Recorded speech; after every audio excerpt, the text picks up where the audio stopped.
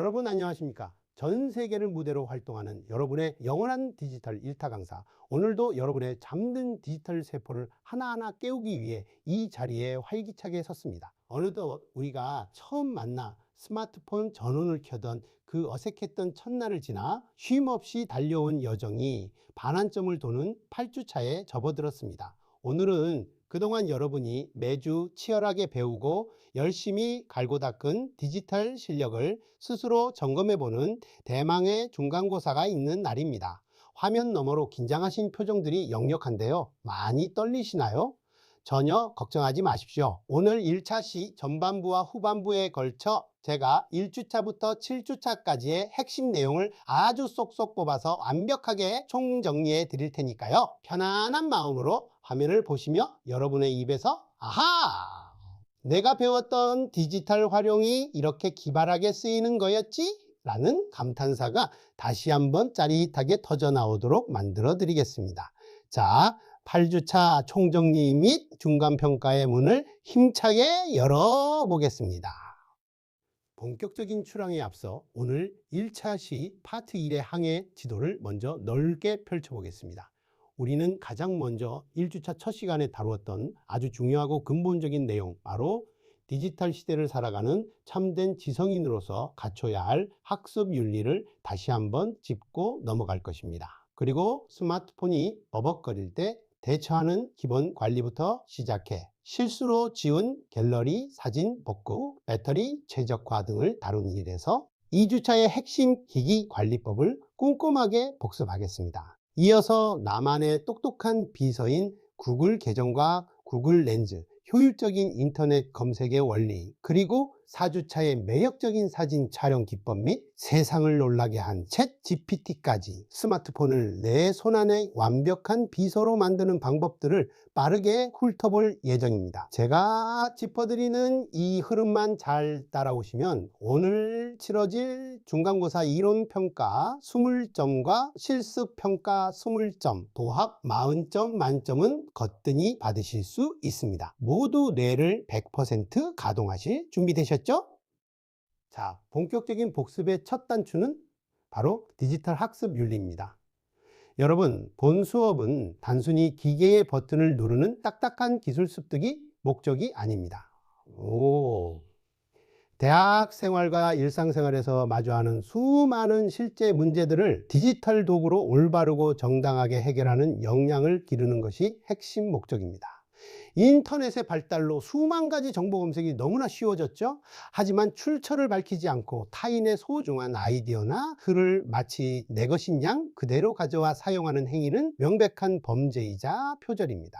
특히 최근에는 챗 GPT 같은 AI가 생성한 결과물을 어떠한 고민이나 출처 표기 없이 그대로 복사하여 과제로 제출하는 분들이 늘고 있는데, 이 역시 심각한 학습 윤리 위반에 해당한다는 사실을 절대 잊으시면 안 됩니다. 광활한 지식의 바다를 항해할 때는 뛰어난 기술보다도 정직함이라는 나침반을 반드시 지참하셔야만 길을 잃지 않습니다. 학습 윤리에서 표절만큼이나 또 하나 뼈저리게 주의해야 할 치명적인 행위가 있습니다. 바로 무임승차, 프리라이딩입니다. 우리는 다음 주 후반부 강의부터 줌이나 클라우드 등 다양한 디지털 협업 도구를 활용하여 타인과 실시간으로 정보를 공유하고 거대한 공동 작업을 수행하게 될 것입니다. 그런데 팀 프로젝트가 진행될 때 본인의 기여나 노력은 전혀 없이 다른 팀원들의 땀방울에 슬쩍 편승하여 좋은 점수라는 혜택만 얄밉게 누리려는 행위, 이것이 바로 디지털 생태계를 파괴하는 무임승차입니다. 성공적이고 위대한 디지털 협업은 팀원 모두가 각자 맡은 역할을 성실하게 수행하고 진행 상황을 투명하게 공유할 때 비로소 완성됩니다. 서로의 얼굴이 보이지 않는 비대면 온라인 공간일수록 타인을 존중하고 배려하는 협력적 사고가 더욱 밝게 빛을 발한다는 점, 여러분 모두 가슴 깊이 새겨주시기 바랍니다. 자, 윤리교육을 마쳤으니 이제 여러분의 스마트폰 속으로 다시 깊숙이 들어가 보겠습니다. 1주차에 배웠던 기기 관리의 절대적인 핵심, 스마트폰이 예전 같지 않게 느려지고 버벅거릴 때 무작정 비싼 돈 주고 최신 폰으로 바꾸기 전에 가장 먼저 무엇부터 확인해야 할까요? 정답은 바로 저장 공간 확보입니다. 내 폰에 쌓여있는 쓸데없는 중복 파일이나 용량을 엄청나게 차지하는 긴 동영상을 우선적으로 찾아내어 삭제하는 것이 가장 빠르고 효과적인 해결 방법입니다. 안드로이드의 경우 설정 메뉴에 배터리 및 디바이스 케어에 들어가시면 폰의 저장 공간과 두뇌 역할을 하는 RAM을 한 번에 통합 관리하고 최적화할 수 있죠. 혹시 아차! 지우지 말아야 할 사진을 지웠네 하셔도 걱정 마십시오. 삭제된 사진은 완전히 사라지기 전 일정 기간 휴지통에 안전하게 보관되니 안심하고 쾌적하게 정리하셔도 좋습니다. 여러분의 든든한 디지털 비서의 머릿속을 항상 깨끗하게 비워주세요. 저장 공간만큼이나 우리의 애를 태우는 것이 바로 배터리입니다. 여러분, 배터리 소모를 획기적으로 줄이려면 가장 먼저 무엇을 해야 한다고 제가 입이 마르고 닳도록 강조했죠? 네, 맞습니다. 폰을 쓰지 않을 때 켜져서 전력을 잡아먹는 화면 자동 꺼짐 시간을 30초나 1분 등 짧게 설정하고 내가 모르는 사이 백그라운드에서 몰래 돌아가며 데이터를 갉아먹는 불필요한 앱들의 활동을 제한해야 합니다. 또한 배터리가 얼마 남지 않았을 땐 과감하게 절전 모드를 활성화하는 것이 아주 효과적이죠. 여기에 더해 기기의 근본인 운영체제 OS를 주기적으로 업데이트하는 것도 잊어선 안 됩니다. 업데이트는 단순히 폰의 디자인을 예쁘게 바꾸기 위함이 아니라 무서운 보안 취약점을 단단히 수정하고 기기 성능을 최상으로 유지하기 위해 반드시 해야 하는 필수 과정입니다. 이것만 잘 지키셔도 여러분의 스마트폰은 남들보다 2배는 더 빠르고 건강하게 장수할 수 있습니다. 자, 2주차로 자연스럽게 넘어가 볼까요? 스마트폰의 정의와 위대한 역사입니다. 여러분, 1992년 IBM이 선보인 최초의 스마트폰 사이먼을 기억하시나요? 벽돌만한 크기였던 이 기기를 시작으로 2000년대 중반에 이르러 혁신적인 아이폰과 안드로이드가 등장하며 우리가 누리는 현대적 스마트폰의 대중화 시대가 활짝 열리게 되었습니다. 스마트폰은 단순하게 전화하고 문자만 주고받는 통신기기가 절대 아닙니다. 언제 어디서나 인터넷의 바다를 헤엄치고 필요한 앱을 무한대로 설치해 그 기능을 끊임없이 확장할 수 있는 내 손안의 초강력 전자장치입니다. 길을 찾을 때 커다란 종이 지도를 펼치던 불편한 과거와 달리 이제는 내비게이션 길 찾기부터 은행 업무, 기차표, 전자 티켓 예매까지 이 작은 폰 하나로 모든 일상이 해결되는 정말 놀랍고도 경이로운 세상에 우리는 살고 있습니다. 이 훌륭하고 비싼 기기를 내 몸처럼 건강하고 오래 쓰기 위한 필수 기능들도 꼼꼼히 배웠었죠. 스마트폰 디스플레이 설정 중 화면에 어두운 배경을 적용하여 시력 저하의 주범인 청색광을 억제하고 눈의 피로를 최소화해주는 기능, 바로 야간 모드 혹은 다크 모드입니다. 그리고 하루 종일 폰만 쳐다보는 내 모습을 반성하게 해주는 화면 시간 관리 기능으로 스마트폰 중독을 예방하고 건강한 디지털 습관을 기를 수 있습니다. 또한 기기를 잃어버리거나 고장났을 때 내 소중한 10년치 사진과 연락처를 잃어버리지 않도록 안전한 클라우드 서비스에 온라인으로 저장하는 백업, 그리고 태블릿이나 PC 등 여러 기기에서 최신 정보를 똑같이 맞춰주는 동기화 개념도 오늘 시험에 아주 단골로 등장하는 핵심 중에 핵심이니 꽉 붙잡으시기 바랍니다. 3주차에는 스마트폰의 진정한 주인이 되기 위한 필수 관문, 구글 계정 세팅을 깊이 있게 다루었습니다. 안드로이드 스마트폰의 심장과도 같은 구글 계정을 처음 생성할 때 나의 개인정보 보호와 완벽한 보안을 위해 무조건 반드시 설정해야 하는 정보가 있습니다. 바로 복구 전화번호 및 이메일입니다. 살다 보면 누구나 비밀번호를 잊어버리죠.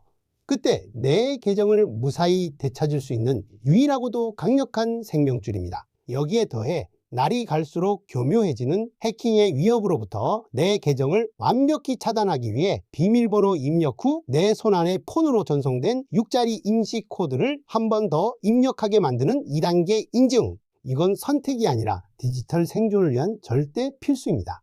이 두 가지만 확실히 세팅하셔도 여러분은 철옹성 같은 보안의 90%를 완성하신 겁니다. 계정 세팅을 마치고 우리는 일상을 혁명적으로 바꿔줄 인공지능 비서들을 직접 만나 감탄을 금치 못했었죠.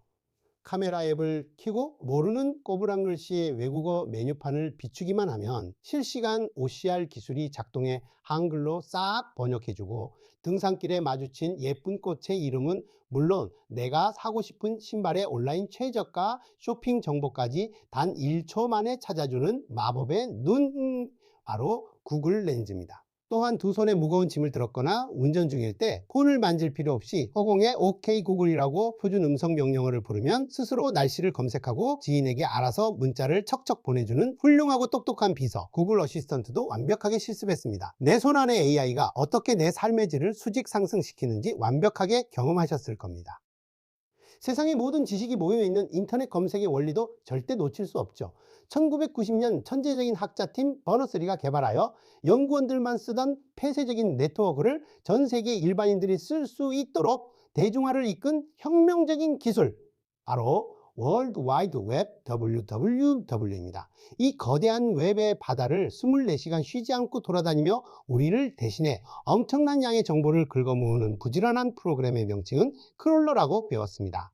여러분이 구글이나 네이버에서 검색할 때 넘쳐나는 정보 속에서 내가 원하는 팩트만 쏙쏙 뽑아내려면 연산자를 영리하게 써야 합니다. 내가 원하는 단어가 정확히 일치하는 문구만 찾고 싶을 때는 검색어 양쪽에 큰 따옴표를 딱 붙여주고, 보기 싫은 특정 단어를 제외하고 싶을 때는 단어 앞에 빼기 마이너스 기호를 쓰면 됩니다. 이 원리만 잘 활용하셔도 여러분의 검색 속도와 정확도는 비약적으로 발전합니다. 4주차에는 누구나 스마트폰 하나로 프로 사진작가나 영상감독처럼 훌륭한 작품을 남기는 마법을 부렸습니다. 사진을 찍을 때 시선이 흔들리지 않고 가장 기본이 되는 시각적 안정감을 주는 구도는 사다리꼴이나 삼각형 구도 같은 안정적인 기하학적 구도였죠. 또한 다 찍은 사진에 불필요한 지저분한 배경을 깔끔하게 잘라내어 화면의 전체적인 비율을 조정하고 내가 보여주고 싶은 주제를 강렬하게 부각하는 마법의 편집 기술, 그 이름은 바로 크롭입니다. 하나 더, 밋밋한 뒷배경을 부드럽고 흐릿하게 싹 날려버리고 오직 인물의 표정만 선명하고 입체적으로 강조하여 아주 분위기 있는 엽서 같은 사진을 연출할 때 사용하는 모드는 바로 포트레이트 인물 사진 모드라는 점, 이 또한 시험에 자주 나오니 확실하게 머릿속에 도장 찍고 넘어가겠습니다. 4주차의 진정한 하이라이트이자 전 세계 IT 업계를 뒤흔든 혁명, 바로 생성형 AI 챗 GPT입니다.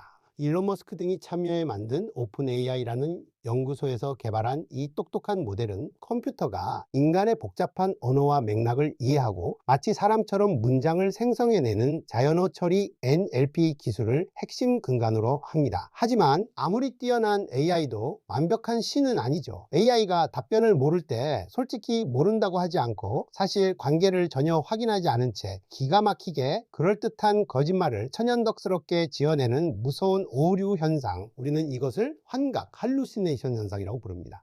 따라서 이 천재적인 비서를 제대로 부려먹으려면 내가 원하는 바를 명확하게 지시하는 질문을 찰떡같이 잘 설계해야 하는데, 이 정교한 질문 기술을 프롬프트 엔지니어링이라고 합니다. 명심하십시오. 여러분이 던지는 질문의 수준이 곧 AI가 뱉어내는 답변의 수준을 완벽하게 결정짓습니다. 자, 숨막히게 달려온 8주차 1차 시 파트 1! 여러분의 굳어가는 두뇌를 확 깨워줄 짜릿한 미니 퀴즈로 깔끔하게 랩업 하겠습니다.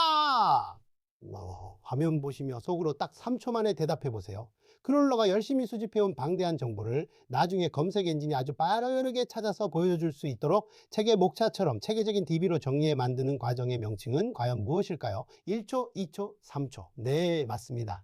정답은 바로 인덱싱입니다. 무작위로 긁어온 자료들을 색인 표표를 달아 깔끔하게 정리해두는 핵심 과정이죠. 놀랍게도 지금 제 강의를 듣는 여러분의 뇌 속에도 1주차부터 4주차까지의 이 방대하고 엄청난 핵심 지식들이 한치의 오차도 없이 완벽하게 인덱싱되고 있습니다. 정말 훌륭하십니다. 자, 이것으로 1주차부터 4주차까지 숨가쁘게 달려온 전반부 복습 8주차 1차 시 파트 1을 아주 성공적으로 모두 마쳤습니다. 짧은 시간에 한 달치의 방대한 내용을 랩하듯이 훑느라 다들 조금 숨이 차셨나요? 지금 당장 화면을 잠깐 멈추시고 자리에서 일어나 기지개를 시원하게 켜시거나 따뜻한 물을 한 잔 드시면서 과열된 뇌를 잠깐 식혀 주십시오. 잠시 후 꿀맛 같은 휴식 뒤에 이어질 파트 2에서는 현대사회의 쌀이자 원유라 불리는 빅데이터의 놀라운 비밀부터 유튜버로 데뷔하기 위한 영상 편집 기술, 그리고 절대 놓쳐선 안 될 소셜미디어 피싱 보안 상식까지 남은 5에서 7주차 진도를 마저 빠르게 정복할 것입니다. 그리고 대망의 중간고사 온라인 응시 안내를 시작하겠습니다. 채널 돌리지 마시고 잠시 후에 밝은 모습으로 다시 뵙겠습니다. 여러분 다시 한번 환영합니다. 기지개 시원하게 켜고 머리 좀 식히고 오셨나요? 자, 이제 본격적으로 8주차 1차시 파트 2의 막을 힘차게 올리겠습니다.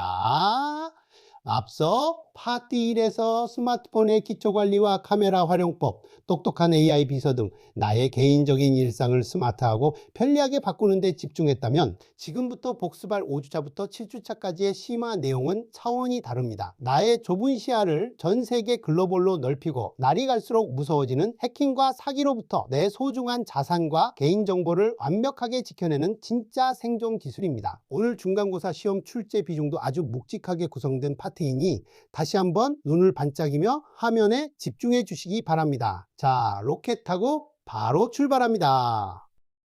5주차의 가장 무겁고 중요한 핵심 테마는 바로 4차 산업혁명 시대의 진정한 원유라 불리는 빅데이터였습니다. 여러분, 빅데이터란 단순히 내 PC에 있는 저장 용량이 큰 영화 파일 하나를 뜻하는 게 절대 아닙니다. 기존의 전통적인 데이터베이스 DB 관리 도구로는 도저히 수집, 저장, 분석할 수 없을 만큼 어마어마한 대규모 데이터 집합 그 자체를 뜻하죠. 이 거대한 빅데이터를 명확하게 설명하는 가장 중요한 사부의 특성을 꼭 기억하셔야 합니다. 상상을 초월하는 엄청난 규모 볼륨, 텍스트부터 영상까지 아우르는 다양성 버라이티 데이터가 실시간으로 빛의 속도로 발생하는 속도 벨로시티, 그리고 이를 통해 얻어내는 궁극적인 통찰력과 가치, 밸류가 바로 그것입니다. 특히 엑셀처럼 표 형태로 예쁘게 쫙 정돈된 쉬운 정형 데이터뿐만 아니라 여러분이 매일 보는 유튜브 영상이나 카톡 텍스트처럼 아무런 형식이 없어 분석이 엄청나게 까다로운 비정형 데이터까지 모두 포괄하는 것이 빅데이터의 진정한 본질입니다.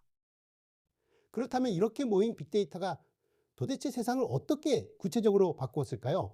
오늘 시험에 나올 만한 아주 유명한 실제 사례 2가지를 머릿속에 꼭 넣어 가셔야 합니다. 첫 번째, 서울시가 시민들을 위해 심야 시간에 다니는 올빼미 버스의 노선을 처음 짤 때 책상에 앉은 공무원들의 단순한 직감이나 옛날 기록이 아니라 통신사의 야간 실시간 통화량과 스마트폰 GPS, 유동인구 데이터를 정밀하게 분석하여 밤늦게 사람들이 실제로 가장 많이 몰리고 이동하는 최적의 경로를 정확히 짚어냈습니다. 두 번째 사례는 시간을 훨씬 거슬러 올라갑니다. 단순히 헌신적인 백의의 천사로만 알려진 나이팅게일은 사실 뛰어난 통계학자였습니다. 그녀는 막연한 치료가 아니라 군인들의 사망 원인 통계 데이터를 정밀하게 분석하고 시각화하여 병원의 위생 상태를 획기적으로 개선했고 그 결과 사망률을 기적처럼 낮추었습니다. 데이터는 단순히 숫자가 아니라 사람의 생명까지 구하는 엄청나고 강력한 무기입니다. 6주차에는 구글 계정을 영리하게 활용하여 내 방 안에서 전 세계 사람들과 소통하는 유튜브 채널 만들기에 당당히 도전했습니다. 하루에도 수천만 개의 영상이 쏟아지는 유튜브 생태계에서 내 영상 콘텐츠의 첫 인상을 결정짓고 클릭을 유도하는 가장 결정적이고 중요한 요소가 무엇이라고 배웠죠? 맞습니다. 시청자가 영상을 클릭하기도 전에 가장 먼저 눈으로 보게 되는 화려한 미리 보기 사진, 바로 썸네일입니다.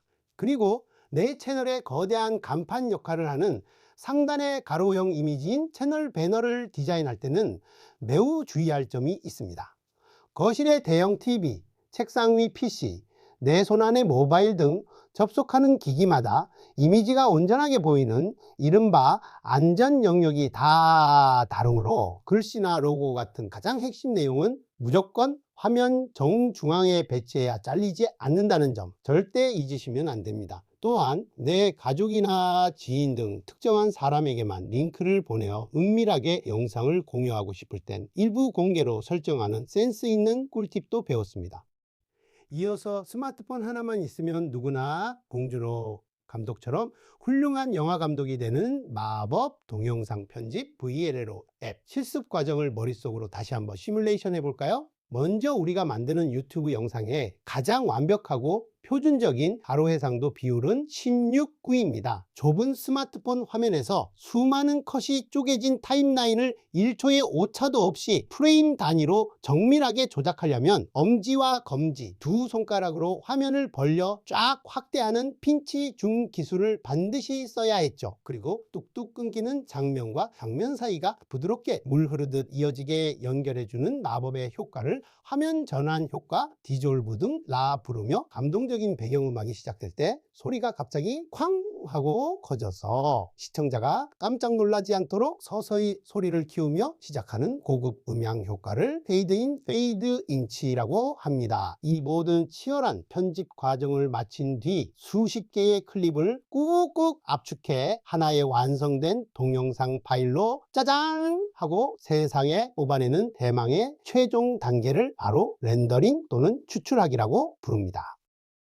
드디어 우리 일상과 가장 밀접한 7주차, 전 세계가 하나로 연결되는 양방향 소통의 거대한 광장 소셜미디어입니다. 오늘날 복잡한 현대를 살아가는 사람들은 수많은 플랫폼의 성격에 따라 마치 가면을 바꾸듯 각기 다른 자신의 자아를 꺼냈습니다. 정장을 입은 비즈니스 네트워크인 링크드인에서는 한없이 프로페셔널하고 진지한 직장인으로, 감성 넘치는 인스타그램에서는 주말마다 맛집을 탐방하는 유쾌한 미식가로, 이처럼 상황에 딱 맞는 다양한 정체성을 영리하게 분리해 소통하는 현대의 트렌드를 우리는 멀티 페르소나라고 정의합니다. 그리고 또 하나 중요한 개념, 교실 맨 뒷자리에서 평범한 고등학생이 장난삼아 찍은 15초짜리 짧은 댄스 영상이 SNS에 엄청난 전파력을 타고 하루아침에 전 세계 수천만 명이 똑같이 따라추는 폭발적인 유행이 되는 모방과 복제의 문화현상, 이를 바로 밈이라고 부른다는 점, 아주 재미있으면서도 파급력이 큰 개념이니 시험을 위해 꽉 붙잡으시기 바랍니다. 하지만 여러분, 세상 이치가 그렇듯 화려한 빛이 있으면 그 뒤엔 서늘하고 짙은 그림자도 존재하는 법입니다. 우리가 매일 무심코 누른 가벼운 좋아요 한번, 홧김에 썼다가 1분 만에 지워버린 댓글 하나조차도 인터넷의 거대 서버 어딘가에는 완벽하게 지워지지 않고 화석처럼 영원히 남습니다. 훗날 나의 취업이나 인간관계 등 개인의 평판을 송두리째 좌우할 수 있는 이 무서운 인터넷상의 흔적을 바로 디지털 발자국이라고 무겁게 경고해 드렸죠. 게다가 하루가 멀다고 자극적인 가짜 뉴스와 조작된 정보가 빛의 속도로 퍼져나가는 SNS, 세상 한가운데서 우리는 과연 어떻게 살아남아야 할까요? 정답은 오직 하나입니다. 눈에 보이는 정보를 맹신하지 않고 정보의 출처와 숨겨진 팩트를 예리하고 비판적으로 교차 검증하며 스스로 진실을 가려내는 생존 역량, 즉 미디어 리터러시라는 튼튼한 방패를 반드시 갖추어야만 이 거대한 정보의 쓰나미 속에서 휩쓸리지 않고 굳건히 내 중심을 지킬 수 있습니다. 우리가 하루에도 수십 번씩 무의식적으로 열어보는 국민비서 카카오톡의 심화 기능도 오늘 시험에 반드시 출제되는 단골 포인트입니다. 여러분, 모임이나 직장에서 억지로 초대되어 매일매일 시끄럽게 울리고 쌓이는 수십 개의 안 읽은 단톡방들, 대놓고 휙 나가버리기엔 눈치 보이고 찜찜할 때 이 골칫덩이 방들을 메인 화면에서 감쪽같이 숨겨서 내 마음을 평화롭고 쾌적하게 정리해주는 마법의 기능이 바로 채팅방 서랍 숨김입니다. 또한 자정이 넘은 늦은 밤에 갑자기 번뜩 생각난 업무 지시나 내일 아침 일찍 보내야 할 중요한 지인의 생일 축하 메시지를 혹시라도 잊어버릴까 조마조마할 때 내가 미리 써놓고 정해진 시간에 스마트폰이 알아서 쏙 보내주는 완벽한 매너 기능은 메시지 예약 전송이죠. 그리고 공과 사를 철저히 구분하여 껄끄러운 거래처 사람과 친밀한 내 가족에게 각기 다른 내 프로필 사진을 보여주는 완벽에 가까운 사생활 보호 기능인 멀티 프로필까지 모두 확실하게 숙지하셨을 거라 믿습니다. 자, 이제 복습의 마지막 단계입니다. 내 피와 땀이 섞인 소중한 돈을 호시탐탐 노리는 무서운 디지털 범죄 예방 수칙입니다. 명절이나 연말만 되면 기승을 부리는 출처가 전혀 불분명한 가짜 택배 배송 조회나 모바일 부고장 링크를 교묘하게 문자로 보내어 여러분의 터치 한 번을 유도하는 악질적인 사기 수법, 바로 스미싱이죠. 무심코 누르는 순간 내 폰이 통째로 해킹당하니 절대로 그 어떤 링크도 함부로 누르시면 안 됩니다. 이보다 더 무섭고 악랄한 건 내 진짜 사랑하는 가족의 사진과 이름을 그대로 사칭해 카톡으로 다급하게 엄마 나 폰이 고장났어 라며 급하게 돈이나 신분증, 신용카드 번호를 요구하는 신종 피싱입니다. 이때 우리는 어떻게 대처해야 한다고 그렇게 강조했으니까? 폰이 고장났다는 핑계에 절대 속지 말고 무조건 무슨 일이 있어도 전화를 걸어 내 가족의 실제 육성 목소리를 철저하게 확인해야만 합니다. 모든 문자와 톡을 끝까지 의심하고 또 확인하는 것, 이것만이 교묘해진 사기꾼들로부터 나를 지키는 최선의이자 최고의 보안 수칙입니다. 정말 기나긴 여정이었습니다. 박수 한번 치겠습니다. 이것으로 1주차 첫 시간에 기초적인 스마트폰 기기 관리부터 방금 다룬 7주차의 무시무시한 소셜미디어 보안 상식까지 전반부의 모든 핵심 여정을 완벽하고 밀도 있게 스피드 랩업으로 마쳤습니다. 7주 동안 여러분의 머릿속에 파편처럼 여기저기 흩어져 있던 방대한 지식의 조각들이 오늘 이 30분의 요약을 통해 이제 단단하고 흔들리지 않는 하나의 튼튼한 뼈대로 완벽하게 연결되셨을 겁니다. 이 정도로 탄탄하게 무장하셨다면 오늘 치러질 대망의 중간고사 아주 자신있고 당당하게 100점 만점을 넉넉히 노려볼 수 있습니다. 그동안 매주 포기하지 않고 끝까지 너무 수고 많으셨습니다. 자, 이제 필기하던 펜을 잠깐 내려놓으시고 마우스를 꽉 쥐고 여러분의 진짜 실력을 유감없이 발휘할 시간입니다.